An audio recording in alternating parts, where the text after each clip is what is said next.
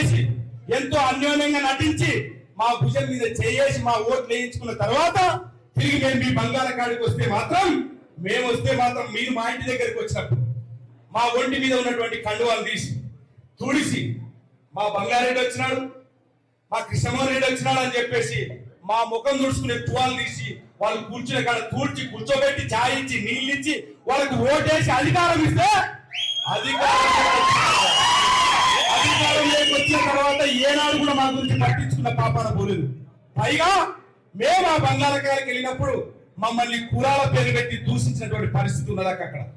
కాబట్టి ఆ పాలన గద్దదించాలని చెప్పేసి 2018లో పెట్టినటువంటి పోరాటం, ఇక్కడ యూనివర్సిటీలో పోరాటం తర్వాత అక్కడికి వెళ్ళిన తర్వాత తెలంగాణ రాష్ట్రం ఏర్పాటులో మొదటి ప్రభుత్వం వచ్చిన తర్వాత కనీసం కొట్లాడి రాష్ట్రం తెచ్చుకున్నటువంటి పార్టీ ఈరోజు మార్పు అంటే ఏమిటి, నాయకత్వం కూడా మారుస్తుంది, కొత్త నాయకత్వానికి పునాది వేస్తుంది. గత 70 ఏళ్ళుగా దోచుకున్నటువంటి అవినీతికి అలవాటు పడినటువంటి నాయకులను మార్చి ఈరోజు మరి మా పేరు మీదనే అందరికి గెలిచారని చెప్తున్నారు కదా. కాబట్టి మా పేరు మీదనే, తెలంగాణ పేరు మీదనే, తెలంగాణ రాష్ట్రాన్ని సాధించినటువంటి పార్టీ పేరు మీదనే ఒక కొత్త నాయకత్వాన్ని తయారు చేస్తుందేమో మేము ఎదురు చూస్తే అక్కడ వైఎస్ఆర్సీపీలో ఉన్నటువంటి బల్ల కృష్ణమోహన్ రెడ్డి ఆ రోజు తెలంగాణ ఉద్యమాన్ని కించపరిచినటువంటి వ్యక్తిని తీసుకొచ్చి టికెట్ ఇచ్చి ఎమ్మెల్యేని చేసింది టీఆర్ఎస్. మరి ఎందుకు చేసినారు? మరి ఎవరు కొట్లాడినారు? మరి తెలంగాణ ఉద్యమకారులకు టికెట్లు ఇచ్చారా? ఎవరైతే కొత్త నాయకత్వానికి మీరు ఎంకరేజ్ చేసినారా అంటే అట్లాంటిది ఏం లేదు. మాకు కావాల్సింది గెలుపు గుర్రాలు, డబ్బున్నోళ్ళు, మా పార్టీకి ఫండ్ ఇచ్చేటోళ్ళు తప్ప ఇక ఎంతైనా దోచుకోండి అని చెప్పేసి తిరిగి వాళ్ళకే టికెట్ ఇస్తున్న పరిస్థితుల్లో అనేక పోరాటాలు చేసి 2018లో నిలబడి ఓడిన తర్వాత ఇక్కడ ఉన్నటువంటి నా కుటుంబ సభ్యులకు వీళ్ళందరూ కూడా నా కుటుంబ సభ్యులే, అందరూ నా కుటుంబ సభ్యులే. ఈ రోజు మహిళలు సైతం మేము కూడా తరిగి వస్తామంటే వద్దని చెప్పినాక సమ్మర్ ఎండాకాలం మీకు అనేక ఇబ్బందులు ఉంటాయి, ఎక్కడ పడితే అక్కడ కార్లు ఆపలేము. మేము మీ తరఫు నుంచి మీ ఇంటి నుంచి ఒక్కొక్క మగాన్ని మీ ఇంటి తరఫు నుంచి వీరతలక దిద్ది పంపించి రంజిత్ అన్న మీరు ఎంత మీరు ఉండాలా, రంజిత్ అన్న ఈ రోజు మహిళ బిడ్డగా మేము పంపిస్తామని చెప్పేసి ఈవెందో నా భార్యతో సహా బుచ్చిబాబు గారి భార్యతో సహా సాగనంపినాను. కాబట్టి ఈ రోజు నేను చెప్పేది ఒకటేక, మా ప్రాంతం అత్యంత వెనుకబడింది, విద్య పరంగా వైద్య పరంగా అనేక రకాలుగా వెనుకబడినటువంటి పరిస్థితి మా ప్రాంతం. పాలకులు మారుతున్నారు కానీ అభివృద్ధి గురించి పట్టించుకునే నాదుడు లేడు. అక్కడ కేవలం వాళ్ళకి పీర్ల షాప్ మీద, బార్ల షాప్ మీద, కాంట్రాక్టర్ల మీద, కంకర విషయాల మీద, సినిమా టాకీస్ల మీద, వాళ్ళ వ్యాపారాల మీద ఉన్న ధ్యాస ఆ ప్రాంత ప్రజల సమస్యల పట్ల లేదు.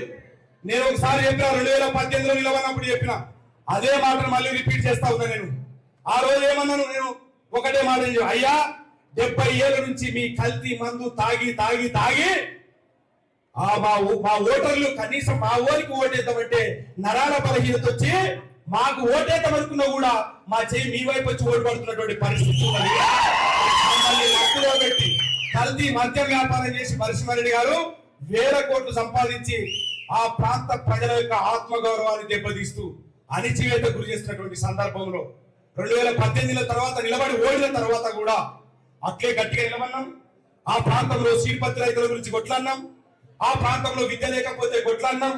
దాదాపు ఒక 15 గ్రామాల లోపల అక్కడ స్కూళ్ళ లోపల, ప్రభుత్వ స్కూళ్ళ లోపల ప్రభుత్వ బడులు క్లాస్ రూమ్లు కట్టించినాం, స్క్రీన్లు పెట్టించినాం. బాలికలకు విద్యార్థులకు కనీసం వరకు టాయిలెట్స్ లేకపోతే టాయిలెట్స్ రూమ్ కట్టించినాం. 15 గ్రామాల లోపల చేసినాం.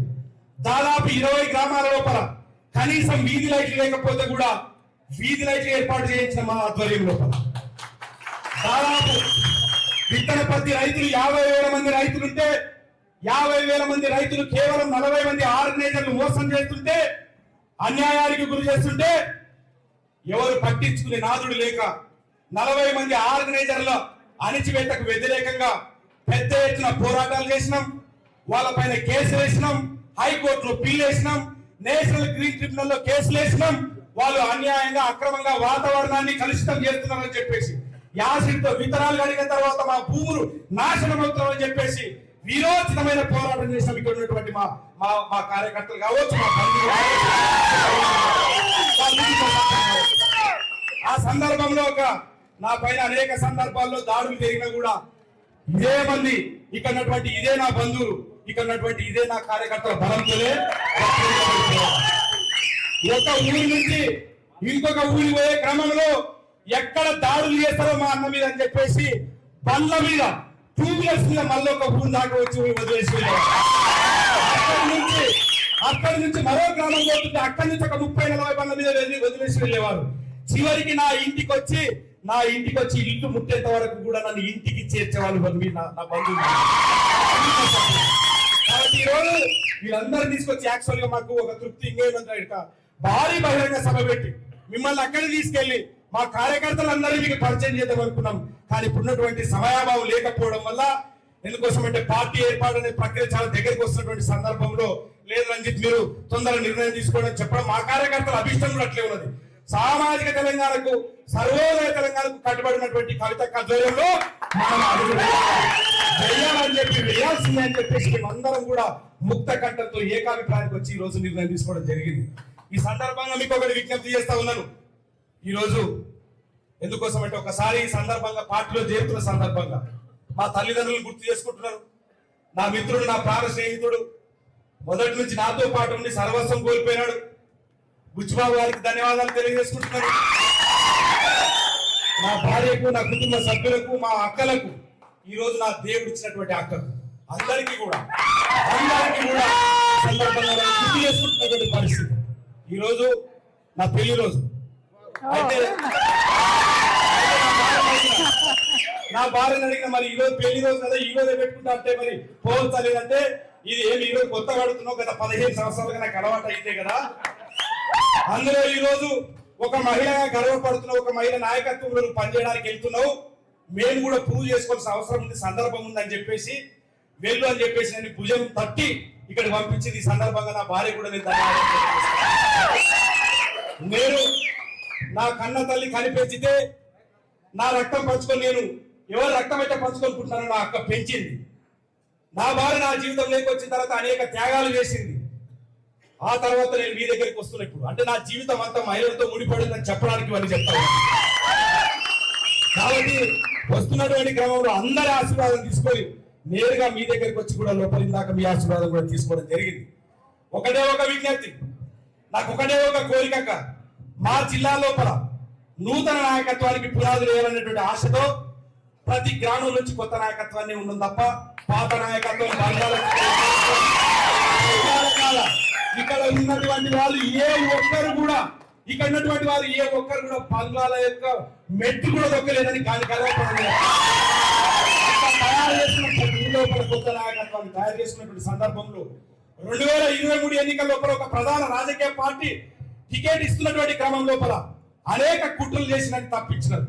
ఎక్కడ రంజిత్ కుమార్ కి టికెట్ వస్తే ఇంకా ఎక్కడ లేదు ఏం లేదు, ఎమ్మెల్యే గెలవక మందికే మాకు అనేక రకాలుగా ఇబ్బందులు పెట్టినాడు, తప్పించాలని చెప్పేసి సేమ్ నా కమ్యూనిటీకి సంబంధించినటువంటి వాళ్ళని, నియోజకవర్గానికి సంబంధం లేనటువంటి వాళ్ళని తీసుకొచ్చి వాళ్ళకి బీఫామ్ ఇచ్చి ఈ రోజు మొత్తం కూడా మళ్ళీ అక్కడ నాయకత్వాన్ని అనదొక్కినటువంటి పరిస్థితి ఉన్నది. ఈ సందర్భంగా మీకు ఒకటి గుర్తు చేస్తా ఉన్నాను. ఈ సందర్భంగా మా జిల్లా చేనేత పరిస్థితి ఎందుకోసం అక్కడంటే చేనేత కార్మికులు అనేక రకాలుగా అక్కడ ఆవేదన చెందుతున్నారు. నేసే కార్మికులు వాళ్ళకి అసలైనటువంటి లబ్ధి వస్తలేదు, కానీ వాళ్ళపైన వ్యాపారం చేసేటప్పుడు మాత్రం లక్షలకు కోట్లు సంపాదిస్తున్నటువంటి పరిస్థితి ఉన్నది. కాబట్టి ఒకసారి మీరు మా చేనేత కార్మికుల గురించి మీరు మాట్లాడాలని. ఎందుకోసం అంటే ఈ చీర నేతన్న మా చీర ఇట్లాంటి చీర నేసి నెల వరకు నేస్తే ఈ చీర 10,000 తయారైతే అక్కడ ఉన్నటువంటి వాళ్ళు ఇక్కడ గద్వాలకు వచ్చి 20,000 అమ్మితే గద్వాలో ఉన్నటువంటి హైదరాబాద్ లో ఉన్నటువంటి వాళ్ళు 40,000 అమ్ముతారు. కాబట్టి మేము ఈ సందర్భంగా మేము ఆడపడుచుగా భావించి మా గద్వాల చేనేత కార్మికుల తరఫున మేము మీకు ఈ చేనేత చీరని స్వయాన నేసిన చీర మీకు బహుకరిస్తా ఉన్నాం. మీరు ఈ చీరను చూసుకున్నప్పుడల్లా మీకు నచ్చితే కట్టుకున్నప్పుడల్లా ఆ చీరను చూసి మా చేనేత కార్మికుల కష్టాలు గుర్తుకు తీసుకురావాలని చెప్పేసి మీకు తీసుకురావాలని జరిగింది. ఈరోజు మా ప్రాంతంలో విత్తనపత్తి రైతులు ఉన్నారు. దాదాపు 40-50 వేల మంది రైతులు ఉన్నారు. 50,000 మంది శాంపిల్ పాయింట్, 50,000 మంది రైతులు. మేము దాదాపు అక్కడ మొత్తం తెలంగాణ రాష్ట్రానికే ఒక హబ్ గా ఉన్నటువంటి పరిస్థితి. తెలంగాణ రాష్ట్రం మొత్తం కూడా మేము ఇట్లాంటి విత్తన పత్తి ప్యాకెట్లను తయారు చేస్తే ఇది మా విత్తన పత్తి ప్యాకెట్ అక్క, ఇది మా విత్తన పత్తి ప్యాకెట్, ఇది మేము తయారు చేస్తాం. మేము కేజీలాగా షాంపీ ప్యాకెట్ గా ఆర్గనైజర్లకి కంపెనీలకు ఇస్తే వాళ్ళు ఇట్లా తీసుకుంటారు కేజీ ప్యాకెట్. ఈ రకంగా తీసుకొని ఈ రోజు దీనికి మాకు 500 ఇస్తే ఇదే కేజీ ప్యాకెట్ ని ఇట్లా వాళ్ళు 450 గ్రాముల లాగా చేసి దీన్ని 2000కి అమ్ముతున్నటువంటి పరిస్థితి. మరి మాకు ఎక్కడ న్యాయం జరుగుతుంది? మా రైతులకు ఎక్కడ న్యాయం జరుగుతుంది? కాబట్టి మీకు ఒకసారి ఈ ప్యాకెట్లు మీకు ఎందుకు ఇస్తున్నారంటే ఒక్కసారి మీరు మా విత్తన పత్తి రైతుల యొక్క గోసని కష్టాలను పట్టించుకొని రాబోయే రోజుల్లో మా జిల్లాలో ఉన్నటువంటి విత్తన పత్తి రైతుల సమస్యలు తీర్చాలని ఈ సందర్భంగా మీరు ఎందుకోసం అంటే మీరు గద్వానికి వచ్చినప్పుడు మాట్లాడినప్పుడు రైతు సంఘర్షణ సభ మాట్లాడినప్పుడు ఆ రోజు గట్టిగా హామీ ఇచ్చినారు. ఇచ్చిన హామీ మేరకు మీరు చిత్తశుద్ధితో కృత నిశ్చయంతో రైతు కమిషన్ కలిసి ఖచ్చితంగా వాళ్ళకు న్యాయం చేసింది అని చెప్పేసి నిలదీసినారు. మీ మీద మాకు అపారమైన నమ్మకం ఉన్నది. ఎందుకోసం అంటే మిమ్మల్ని నేను నడిగడ్డ హక్కుల పోరాట సమితి జనం పాటల సందర్భంగా మద్దతు ఇచ్చి మీతో పాటు వచ్చినప్పుడు మీలో ఉన్నటువంటి లక్షణాలను చూసిన. ప్రజలను ప్రేమించిన వాడే, ప్రజలను హక్కులు చేర్చిన వాడే, ప్రజల యొక్క కష్టాలు వాడే నాయకుడు అవుతాడు. ఆ నాయకత్వం లక్షణాలు మీకు మెండుగా ఉన్నాయి. ఖచ్చితంగా మీరు ఎందుకోసం అంటే బాధలో ఉన్నాయి, కష్టాల్లో ఉన్నాయని మీరు హక్కులు చేర్చుకుంటున్నారు, వింటున్నారు.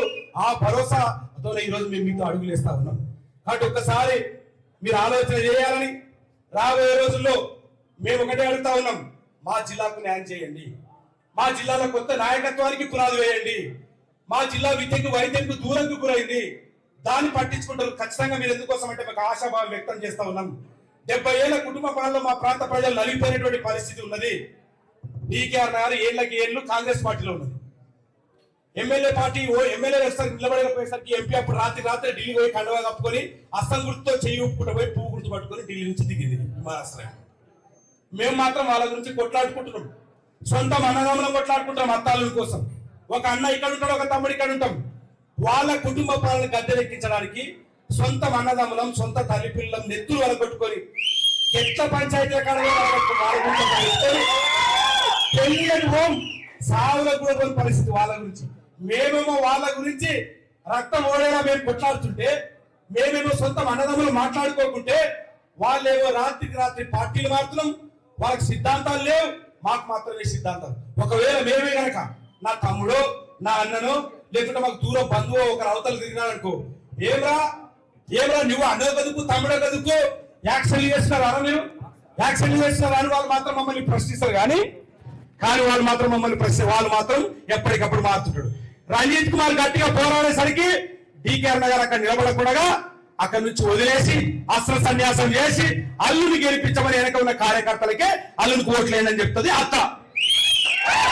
అల్లుని అధికారులు వచ్చిన తర్వాత వాళ్ళ అత్తవి మామవి అక్రమ వ్యాపారాలు ఇసుక దందా అట్లే కొనసాగుతుంటాయి. కానీ వెనక ఉన్న కార్యకర్తలు మాత్రం అనగదొక్కుతున్నటువంటి పరిస్థితి.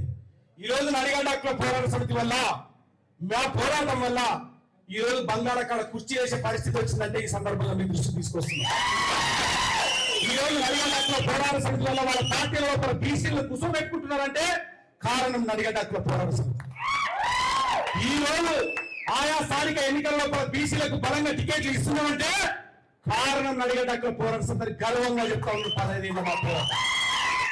మేము పల్లెనిందులో వేయప్పుడు, పల్లెల్లో పడుకున్నప్పుడు చాలా మంది మమ్మల్ని అక్కడ అనేక రకాలుగా ఇబ్బందులు పెడితే ఇక్కడ ఉన్నటువంటి వారి మా కార్యకర్తలే, మా అభిమానులే అందరూ కూడా ఇళ్లలో పడుకోబెట్టున్నారు, ఆఫీసులో పడుకోబెట్టినారు. ఆఫీసులు ఇవ్వకపోతే చెట్ల కింద చేప వేసుకొని పడుకున్నాం.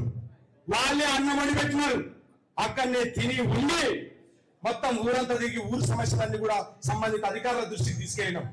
కానీ జోగులాంబ గద్వాల జిల్లా ఏర్పడినప్పటి నుంచి కూడా నడిగడ్డ హక్కుల పోరాట సమితి యొక్క పోరాటం వెనకట్టలేనిదని చెప్పేసి ఈ సందర్భంగా మీ దృష్టికి తీసుకొస్తున్నారు.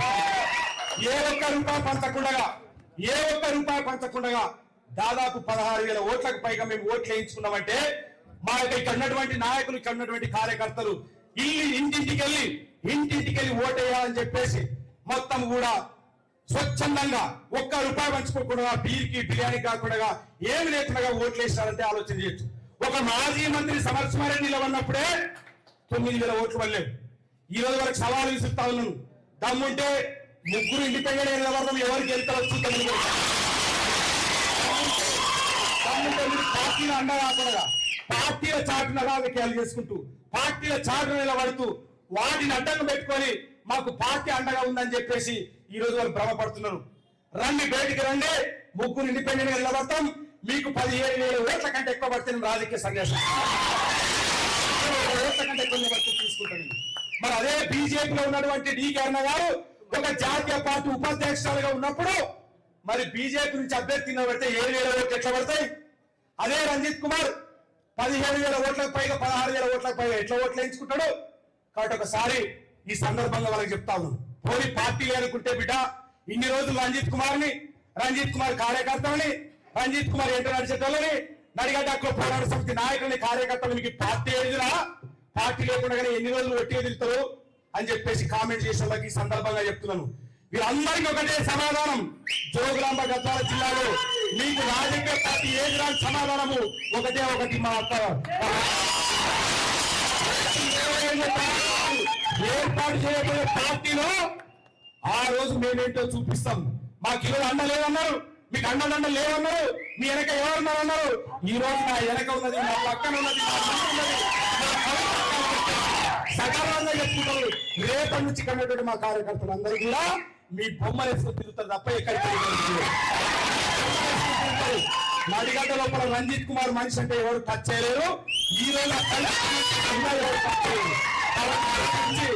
ఈ రోజు నుంచి మనసా వాచ నేను ప్రమాణం చేస్తా ఉన్నాను, మీరు చూపించినటువంటి అడుగు జాడల్లో ఒక సామాన్య కార్యకర్తలాగా మీరు ఏ బాధ్యతలు అప్పచెప్పినా, మీరు ఏ పని అప్పచెప్పినా ఖచ్చితంగా మీకోసం పనిచేయడానికి నేను సర్వంగా సిద్ధంగా ఉన్నానని నా మీ అడుగు జాడల్లో మీరు చూపిన దారిలో మీరు ఏం చెప్తే అది కార్యకర్తలాగా రేపటి నుంచి మా ఉమ్మడి మహబూబ్నగర్ జిల్లాలో కార్యకర్తలు తెలంగాణ జాగృతి కండువారు ఊరుల పరిచయం చేయించే బాధ్యత మాదని సందర్భంగా చెప్తున్నారు. బలమైన నాయకత్వాన్ని తయారు చేసి రాబోయే రోజుల్లో మా ఉమ్మడి జిల్లా నుంచి మీకు పెద్ద ఎత్తున గిఫ్ట్ కూడా ఇస్తాము. ఖచ్చితంగా ఈ కండువా వేసుకొని సగర్వంగా సగర్వంగా కూడా జిల్లా మొత్తం తిరిగి రాష్ట్రం నా శక్తి మేరకు శక్తి మేరకు పనిచేస్తాం. ఎందుకోసం అంటున్నానంటే నా యొక్క కాన్ఫిడెన్స్, నా ఆత్మవిశ్వాసంతో చెప్తున్నాను. శక్తికి మించి పోరాడుతూ ఈ చెట్టును మీ ద్వారా రాబోయే చెట్టుని మా చెమటని నీళ్లగా మార్చి ఒక్కొక్క నీటి చుక్క బొంగు పెంచుకుంటాము. ఆ చెట్టుని పెంచుకుంటాము, ఆ చెట్టు కింద సేద తీరుతాము. మా చెట్టు ఎంత పెరిగితే మా యొక్క కార్యకర్తలు అంత బలంగా ఉంటది. రాబోయే రోజుల్లో మీ ఆధ్వర్యంలో ఏర్పాటు చేసే పార్టీలో మేము ఒక్కొక్క చెమట చుక్కని చేసి నీరుగా మార్చి ఆ చెట్టును పెంచి ఖచ్చితంగా ఈ చెట్టును పెంచే ప్రయత్నం చేస్తాము, పోరాటం చేస్తాము. మీరు ఒకటి మాకు ఇన్ని రోజులు ఉన్నటువంటి ఇబ్బందులన్నీ కూడా మేము తొలిగిపోయినామని భావిస్తా ఉన్నాం. మీరు మాకు అండగా ఉంటారనే బలమైనటువంటి నమ్మకం మాకు ఉన్నది. ఎందుకోసం అంటే మిమ్మల్ని గత కొన్ని రోజుల నుంచి గమనించినటువంటి కొన్ని విషయాలు, ఇది వేదిక కాదు, అవకాశం వచ్చిన రోజు, సందర్భం వచ్చిన రోజు మీరు ఎందుకు వచ్చినారు, ఎందుకు పార్టీ పెట్టినారు, మీ అంటే ప్రజలు ఎందుకు రావాలా, తెలంగాణ సమాజం ఎందుకు అడుగులేయాలా నేను చెప్పదలుచుకున్న ఆ రోజు ఖచ్చితంగా చెప్తా, చేసి చూపిస్తాను. ఈ సందర్భంగా తెలియజేస్తూ ఈ అవకాశం మీ అందరికీ పేరు నడిగడ్డక్కుల పోరాట సమితి కుటుంబ సభ్యులకు, నా కుటుంబానికి, ఎందుకోసం అంటే మా తల్లిదండ్రులు, మా అన్న కూడా వచ్చాడు, మా అన్న, మా వదిన, మా ఆడపడుచులు వాళ్ళందరూ అండగా ఉన్నారు నాకు. వారితో పాటు నా ప్రాణ స్నేహితుడు ఆయన నాకు అండగా ఉన్నాడు బుచ్చిబాబు. వీరందరికీ ఎందుకోసం అంటే నాకు అండగా నిలబడినటువంటి వారిని మర్చిపోతే నేను రాజకీయంగా కాదు కదా, మానవత్వం లేని మనిషిని నేను. కాబట్టి నాకు వీరందరూ కుటుంబ సభ్యులుగా అండగా ఉన్నారు. ప్రతి ఎన్నికల్లో పోటీ చేసినారు, స్థానిక ఎన్నికల్లో పోటీ చేసినారు, జెడ్పీటీసీ, ఎంపీటీసీ, సర్పంచ్ ఎన్నికల్లో పోటీ చేసినారు, అనేక అవమానాలకు గురైనారు. నిన్నటికి ఒక కార్యకర్త వచ్చి అన్నా నన్ను రోజు వేధిస్తున్నారు మీ పార్టీ ఏది అని చెప్పేస్తే, తట్టుకో తమ్ముడు ఏప్రిల్ 20 తర్వాత సమాధానం చెప్దామని చెప్పి ఏప్రిల్ 20 తర్వాత సమాధానం చెప్తామని చెప్పినారు. కాబట్టి ఈ సందర్భంగా ఏప్రిల్ 20 తర్వాతనే వాళ్ళకి సమాధానం చెప్తా. నిన్న డిస్కస్ చేసినటువంటి క్రమంలో ఒక మాట అన్నాడు, కొంచెం సమయం ఎక్కువ తీసుకుని క్షమించాక ఒక డిస్కస్ చేసినటువంటి సమయంలో అన్నాడు, ఏం లేదన్నా నిన్ను చూసాం, నీ యొక్క నాయకత్వాన్ని చూసినాం. పాదయాత్ర 41 రోజుల పాటు చేసిన సందర్భంలో అందరూ పండుకున్నప్పుడు మీ యొక్క అన్నదండలతో నేనున్నాను లక్ష్మణ అని చెప్పేసి నేను మా లక్ష్మణ చెప్తే ఆ ఒకటే మాట అన్నాడు, అన్న నువ్వు మమ్మల్ని మేము నేను ఎంత చూసుకున్నామో నువ్వు కూడా మమ్మల్ని అంతే చూసుకున్నావు అన్నప్పుడు నా గుండె ఉప్పొంగిపోయింది. ఎందుకోసం అంటే పాదయాత్ర సందర్భంలో మా మీద ఏ అర్ధరాత్రి కూడా రాళ్ళు వేస్తారేమో అని చెప్పేసి ఎవరు తెలియకుండా రాత్రి లేచి అందరు ఒకసారి చూసుకుంటుంటే నేను అర్ధరాత్రి లేచి ఎక్కడ నా వాళ్ళు ఉన్నారు, ఎవరి మీద దాడులు చేస్తావు అని చెప్పేసి ఆ విషయాన్ని ఆయన గమనించినాడు. ఇన్నేళ్ల తర్వాత 3 ఏళ్ళు అయింది పాదయాత్ర చేసి, 3 ఏళ్ల తర్వాత నిన్న నాకు చెప్తా ఉంటే నాకు సంతోషం అనిపించింది. కాబట్టి ఈ సందర్భంగా నడిగడ్డ హక్కుల పోరాట సమితి నాయకులకు కార్యకర్తలకు అందరికీ పేరు పేరున ధన్యవాదాలు తెలియజేసుకుంటున్నాను నాకు అండగా ఉన్నందుకు. రాబోయే రోజుల్లో ఇక నుంచి జెండా వేసుకున్న నుంచి రేపటి నుంచి కాదు ఈ క్షణం నుంచే జాగృతి కోసమే నిలబడతాం, జాగృతి కోసమే పోరాడతాం. మేము చేసే ప్రతి పని జాగృతి కోసమే ఇక నుంచి ఉంటుందని సందర్భంగా తెలియజేస్తూ మరొకసారి మీరు మాకు అవకాశం కల్పించి మా మీద నమ్మకం ఉంచి, ఎందుకోసం అంటే మీరు కూడా అందరి మీద చేస్తలేరు, సరైనటువంటి వ్యక్తుల మీద చేస్తున్నారు. వచ్చిన మంది పోలవరం లైన్ కట్టేటట్టు చేసేటట్లు లేదు ఇక నేను చూసినా. కాబట్టి ఎవరికైతే ఆ నాయకత్వ పటిత్వం ఉంటుందో, ఎవరైతే ప్రజల పట్ల ఒక కృత నిశ్చయంతో ఉంటుందో, వాళ్ళ సమస్యల పట్ల చిత్తశుద్ధి ఉంటుందో అట్లాంటి నాయకత్వాన్ని గుర్తించి మీరు ఎంకరేజ్ చేస్తున్నారు. మీ ఆధ్వర్యంలో, మీ మహావృక్షం ఆధ్వర్యంలో ఒక చిన్న మొక్కగా మేము ఎదుగుతామని ఈ సందర్భంగా తెలియజేస్తాం.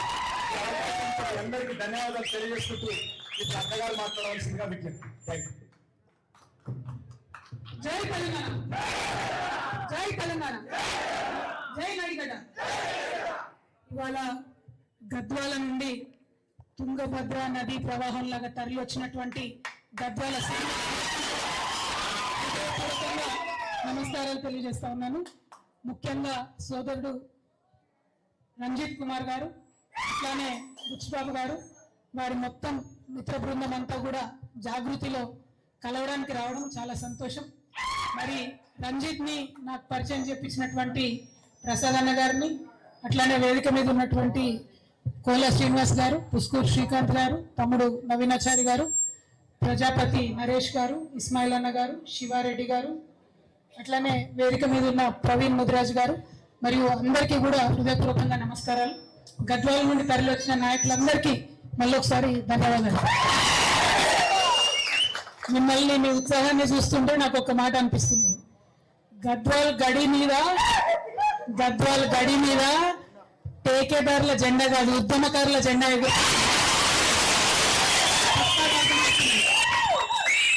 ఎందుకంటే ఉద్యమంలో కొట్లాడి రాష్ట్ర సాధనలో ముందుండి ఆ తర్వాత కూడా అనునిత్యం ప్రజల మధ్యలో ఉంటూ ఒక యువకుడిగా ఉస్మానియా యూనివర్సిటీ స్కాలర్గా పోయి ఉద్యోగం చేసుకోవచ్చు, హ్యాపీగా ఫ్యామిలీని చూసుకుంటూ ఉండొచ్చు.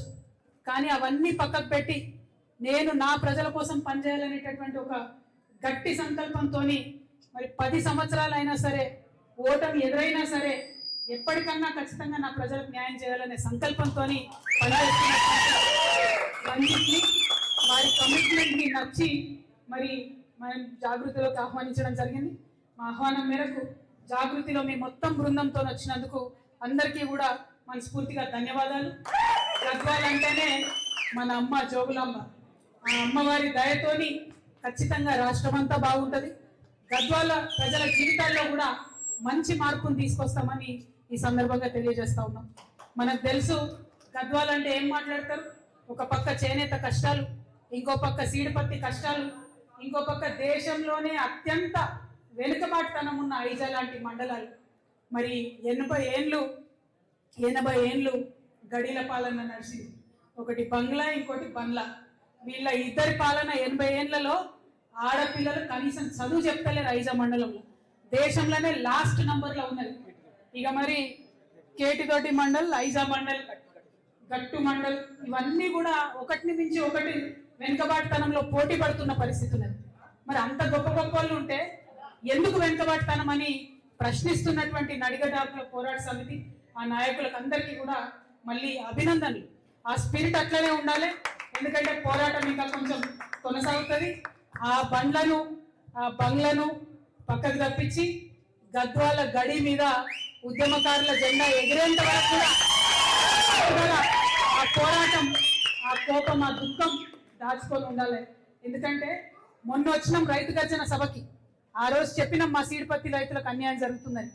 ఇక్కడ దాకా వస్తుంది, హైదరాబాద్ దాకా రైతుల్ని తీసుకొస్తుంది, అన్యాయం జరుగుతుందని చెప్పింది.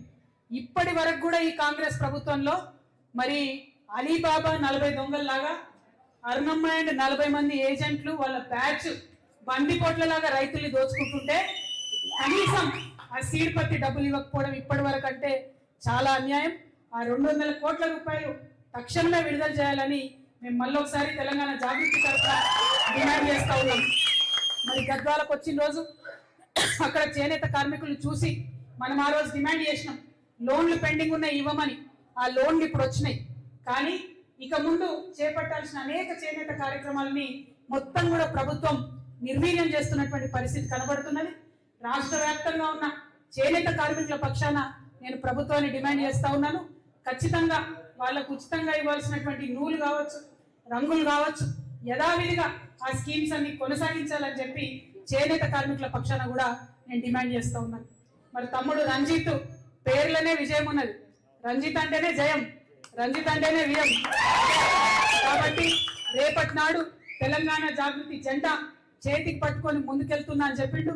గద్వాలనే కాదు, ఉమ్మడి మహబూబ్ నగర్ జిల్లాలో అన్ని చోట్ల కూడా జాగృతి జెండా రెపరెపలాడేలాగా చేస్తా అని చెప్పిండు. మరి వారి స్ఫూర్తి ఖచ్చితంగా ఉంటది. ఎందుకంటే మనం మొన్న సడన్ గా అనుకోకుండా ఆల్ ఇండియా ఫార్వర్డ్ బ్లాక్ నుండి గద్వాలలో సింహం గుర్తిస్తే మరి మొట్టమొదటి విజయం గద్వాల జిల్లానే ఇచ్చింది. రేపటి నాడు కూడా మరి కౌంటింగ్ లెక్క పెడితే ఎమ్మెల్యే సీట్లల్లా మొట్టమొదట గెలిచేది కూడా మన అమ్మవారి దయతోని ఈ సత్యం నెరవేరుతుందని నేను బలంగా నమ్ముతా ఉన్నా. ఒక మాట అన్నాడు, బహుజన బిడ్డలకు అవకాశాలు వస్తలేవు, ఉద్యమకారులకు అవకాశాలు వస్తలేవు. వాస్తవమే, చాలా చోట్ల అదే జరుగుతున్నది. అయినా కూడా ఆ యొక్క ఎమ్మెల్యేల ఆగడాలు అట్లే కొనసాగుతున్నాయి. మీ అందరికి గుర్తుండొచ్చు, బాహుబలి సినిమా వచ్చింది. బాహుబలి మొదటి సినిమా వచ్చినప్పుడు అందరికీ పెద్ద ప్రశ్న ఉండే, కట్టపై ఎందుకు చంపిడు బాహుబలిని, అవునా కదా? ఇప్పుడు గద్వాలంతా ప్రశ్న ఏంటంటే బండ్ల కృష్ణమోహన్ రెడ్డి ఏ పార్టీలో ఉన్నాడని. అర్థమవుతుందా? అటువంటి పరిస్థితి ఉన్నది. ఆయన కూడా అర్థమైతలేదు ఏ పార్టీలో ఉన్నాడని. అడిగినాం చివరిసారి కూడా, పోయినసారి కూడా, ఎక్కడున్నావు అన్నా, నువ్వు ఏ పార్టీలో ఉన్నావు అంటే కనీసం చెప్పలేని పరిస్థితి ఉన్నది. అంటే బీఆర్ఎస్ పార్టీ కూడా ఒక అచేతనమైన స్థితిలో పార్టీని వదిలిపెట్టి కాంగ్రెస్ లకు పోయినటువంటి ఎమ్మెల్యేలు కూడా మొయ్యాల్సిన పరిస్థితిలో ఇవాళ ఉండడం. అందుకే గద్వాలలో సీడ్పత్తి రైతులకు అన్యాయం జరిగితే రాదు, బీఆర్ఎస్ పార్టీ రాదు, అడగదు. గద్వాలలో చేనేత కార్మికులకు అన్యాయం జరిగితే రాదు, బీఆర్ఎస్ పార్టీ అడగదు. అంటే ప్రధాన ప్రతిపక్షం నిద్రపోతుంది, పాలక పక్షం పట్టించుకోదు. మరి కొట్లాడాల్సింది ఎవరు? ప్రజల పక్షాన నిలబడాల్సింది ఎవరు? కేవలం ఒకటే పేరు రాష్ట్రం అంతా వినిపిస్తున్నది, అది జాగృతి పేరు మాత్రమే. జాగృతి జెండాను ఇవాళ బలంగా చేతబూన్నటువంటి రంజిత్ గారు, బుచ్చిబాబు గారు, మరి మొత్తం ఇక్కడ ఉన్నటువంటి వారి టీం ఖచ్చితంగా జోగులాంబ గద్వాల జిల్లాలో మన జెండా రెపరెపలాడిస్తారని నేను బలంగా నమ్ముతా ఉన్నాను. మరి మీ అందరికీ తెలుసు, ఇవాళ కాంగ్రెస్ ప్రభుత్వం అవుట్ సోర్సింగ్ ఉద్యోగులకు కావచ్చు, అనేక మందికి ఇచ్చినటువంటి ఏ మాట కూడా పూర్తి చేస్తుంది. మాటలు పూర్తి చేసుకోవడం పక్కన పెడితే ఇక దోపకం, విపరీతమైనటువంటి దోపిడి.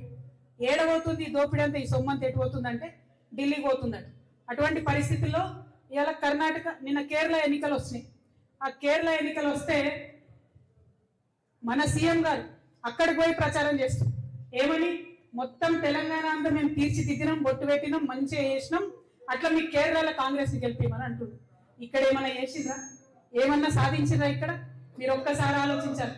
ఎవరికన్నా రైతులకు ఎక్కడన్నా పెన్షన్ పెరిగిందా? ముసలాళ్ళ కావాలకు ఎక్కడైనా 2500 రూపాయలు వస్తున్నాయా? మహిళలకు ఎక్కడైనా స్టూడెంట్స్ కు విద్యా భరోసా కార్డు వస్తుందా? నిరుద్యోగులకు జాబులు వస్తున్నాయా? రైతులకు రైతు భరోసా టైంకి వస్తున్నదా? ఒకటే ఎకరానికి రైతు భరోసా వేసి దాన్ని పెద్ద గొప్పగా చెప్పి అక్కడ పోయి మాట్లాడుతున్నారు. రైతు రుణమాఫీ కూడా సగం కూడా కానటువంటి పరిస్థితి. అంటే ఎంత ఘోరం అంటే కాంగ్రెస్ పార్టీ వాళ్ళ అబద్ధాలు చాలా దారుణంగా ఉన్నాయి, ప్రజల్ని వంచిస్తా ఉన్నారు. అసలు తెలంగాణ రాష్ట్రం వచ్చింది, ఉద్యమం చేసింది, మన పరిపాలన కావాలి. కానీ ఇలా జరుగుతున్నది ఏంటి? మొత్తం ఢిల్లీ పరిపాలన. ఢిల్లీ నుండి మొన్న ఒక చిన్న సంఘటన జరిగిందండి. ఢిల్లీ నుంచి సీఎం గారు ఏదో మీటింగ్ లో ఉంటే రాహుల్ గాంధీ గారు ఫోన్ చేసినారు. రేవంత్ రెడ్డి గారు ఏదో మీటింగ్లో ఉంటే రాహుల్ గాంధీ గారు ఫోన్ చేసినారు. రాహుల్ గాంధీ గారు ఫోన్ చేయగానే తక్కువ రేవంత్ రెడ్డి అటెన్షన్లో లేచి నిల్చొని సార్ చెప్పండి సార్ రాహుల్జీ అన్నాడు. పక్కన ఒక ఆయన సంచులు మోసిన ఆయన ఉంటాడు. అప్పుడు టీవీలో వీడియోలో చూడలే మనం, సంచులు మోసిన ఆయన ఒక ఆయన భీమ్బాయ్. ఆ భీమ్బాయ్ ఏమన్నాడట, ఎందుకన్నా నువ్వు లేచి నిలబడుతున్నావు, ఫోన్ చేసింది రాహుల్ గాంధీ కదా, మరి ఫోన్లో కనబడదు కదా, నువ్వు నిల్చున్నావా కూర్చున్నావా, ఎందుకన్నా నువ్వు లేచి నిలబడవు అన్నాడు. అంటే సీఎం గారు చెప్తున్నాడు రేవంత్ రెడ్డి గారు, నీకు తెలియదు భీమ్బాయ్, నువ్వు ఆగు, ఎందుకంటే నేను కూర్చొని ఫోన్ మాట్లాడినా అనుకో రాహుల్ గాంధీతోని, బట్టి విక్రమార్క అన్న ఢిల్లీకి పోయినప్పుడు ఇంగ్లీష్ లో రాహుల్ గాంధీ గారికి చెప్తారు, Rahul ji when you call ఆయన కూర్చొని మాట్లాడుతున్నాను చెప్తారు, కాబట్టి నిల్చొని మాట్లాడితేనే మనకు నాకు కూర్చి ఉంటది మోస్తానికి నీకు సంచి ఉంటది రా నాయన, లేకపోతే నాకు కూర్చి ఉంటది నీకు సంచి ఉంటది అని చెప్పిండు. అంటే ఎంత ఘోరమైన గులాంగిరి అంటే అంతకుముందు కూడా చూసినాం. కాంగ్రెస్ పార్టీ ఉన్నప్పుడు ఎప్పుడైనా ఢిల్లీ హైకమాండ్ కింద పనిచేస్తారు, కానీ ఇప్పుడు మరీ దారుణం.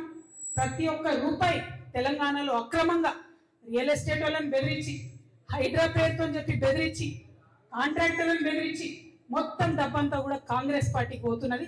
ఇలా తెలంగాణ కాంగ్రెస్ పార్టీకి ఏటీఎంగా జరిగింది.